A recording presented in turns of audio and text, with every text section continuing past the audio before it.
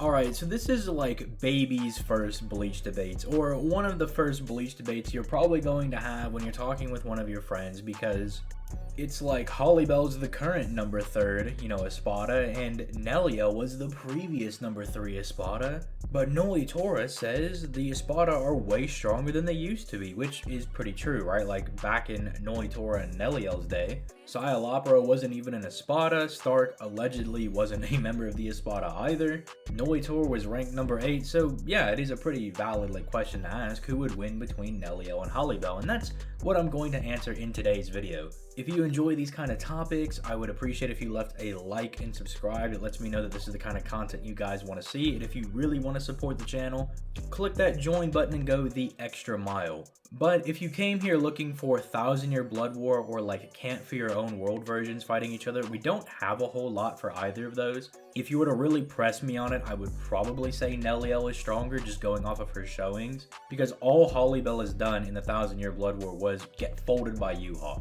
And unless we find out that Hallibel actually put up a fight against Yuha, which I would love, because as most of you guys know, I really like Hallibel, so I would love it if we just got a confirmation that she put up somewhat of a fight against Yuha, but as far as I'm aware, no such statement exists, so she's kind of just dookie. We know that she serves under Hallibel, but that doesn't necessarily mean that Nelliel is weaker than Hallibel. It could just mean that Nell sees Hallibel as a better leader than her, since Hallibel's whole aspect of death is sacrifice, so she's probably going to be willing to sacrifice herself and things for herself for her people, which is very crucial for the rebuilding of Hueco Mundo.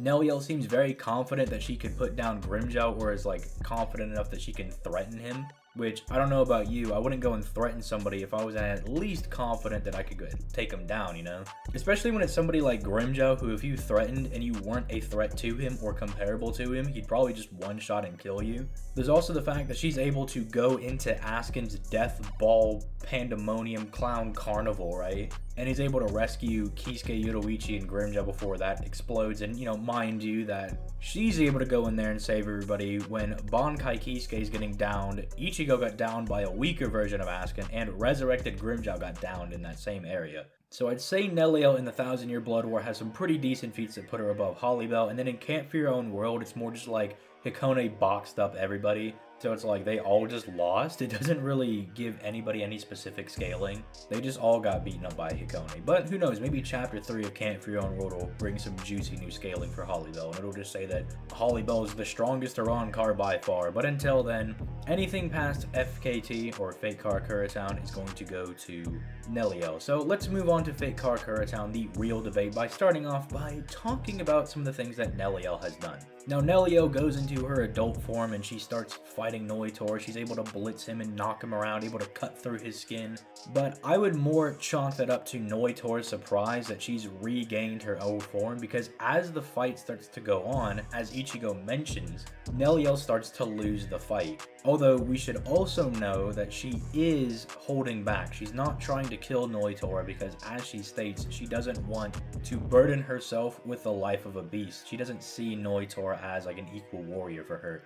But at the same time, she does use the Sero double, which is a technique where she consumes the Sero of her opponent and fires it back at 2 times the strength, and she really doesn't do a whole lot of damage to Nolitora. And she does somewhat concede that she is weaker than Nolitora base to base by going into her resurrection, when she does comment that she didn't want to use her resurrection so early after regaining her original adult body. This does imply that this is something that she really didn't want to have to do, but she's being pushed to doing it because Nolitora is much stronger than she remembered. However, once she goes into her resurrection, she pops that man Nolitor quick, fast, and in a hurry, and I know Nolitor is just oh, you're not gonna beat me, when she's got him pinned to the ground. But we actually got a confirmation that no, Nolitor was about to die if that next attack connected. Even though Nelliel said she was gonna try to not kill Nolitor, it was nah, that dude is finna die. Well, that's really all we have for Nelliel in the FKT arc. Interestingly enough, this would actually scale her a little bit above Kenpachi with his eye patch, because Kenpachi with his eye patch was losing to base Nolitora.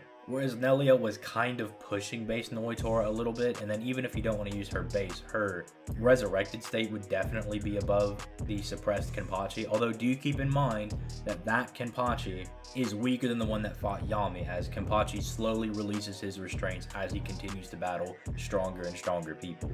Now, as for Hallibel, her feats are also quite lacking in the FKT arc, although they're very odd because Hallibel like flexes in her base and is demolishing Bankai Toshiro. And then she goes into her Resurrection and then just starts bodying him even harder. It's very weird. Like, she was already very apparently stronger than Bankai Toshiro, and then she goes into a Resurrection and she's not just immediately slaughtering him. It's very odd. And then what's even stranger is that after seeing Yamamoto display his power twice, once when he sealed Aizen and the other time when he dispatched of Aion, she still seemed pretty confident that she could take on Yamamoto and avenge her Fraction's death. Although this could just be Hallibel's aspect of death being sacrifice, where no matter what, she's going to throw herself at her opponent and try to sacrifice herself for the sake of others. But it's still very odd that she would call out Yamamoto like that. But then even weirder, she then proceeds to get sealed by Toshiro, and it's somewhat unclear if she breaks out of the ice herself or if Wonder White screaming is what broke her out. Because you see him scream on panel and then she gets broke out the next panel after, or it could just be that the whole narrative thing at the moment was the Espadas, making their comeback, right? So Hallibel breaks out of the ice, Baragon survives, Soifon's Bankai, and Stark is just over there vibing against Shinsui and Jushiro. But either way, no matter how she got out, she still has no damage on her at all. It literally just seems like she was sealed away in ice, which is actually pretty consistent for Toshiro's abilities. Earlier on in the Arrancar saga, when Toshiro just tries to take on Luffy head on and he just gets monkeyed around by Luffy, but then Toshiro takes some time, uses a sealing technique, and actually is able to seal Luffy away and beat him, and Luffy only gets out because of the Negacion. So it might just be that Toshiro has very powerful sealing techniques that maybe surpass his own power, because he seems to be consistently sealing away people that are way stronger than him. I mean, this even carries into the 1000-Year Blood War with his power sealing ability that he gets in his adult form. But yeah, other than that, there's not a whole lot to Hallibel either. So who wins the battle? Well, if we want to make it very simple, there's a very easy way to answer this. You could just say, well, Nelliel is weaker than base Noitora, and then in her resurrection, she's a little bit stronger than base Noitora. That's a spot on number 5. But Hallibel is a spot on number 3, so since she's ranked higher than him, she would just beat up Nelliel. It's as simple as that. Because if you're not going to use that method, then you kind of have to go down to their individual feats, and it's very hard to scale it at that point. Because then you're really talking about a weaker Kenpachi, like a Kenpachi that's not as strong as the one that he's fighting Yami, right? It's pre that fight, and he has his eye patch on, and Nell is somewhat stronger than that. And then you have Hallibel beating up Bankai Toshiro in base, just completely thrashing him. And then maybe, if you want to give her the benefit of the doubt, maybe she would have been able to do something to Yamamoto. I mean, hey, I guess you could back that up by saying that she took 2 hits to take down from Aizen, right? So maybe Hallibel really was just a super big deal and we were just never knowing about that. Because then at that point, it's just well, who do you think is more impressive, Bankai Toshiro or this uber suppressed Kenpachi? And unfortunately, there's really no way to compare the two.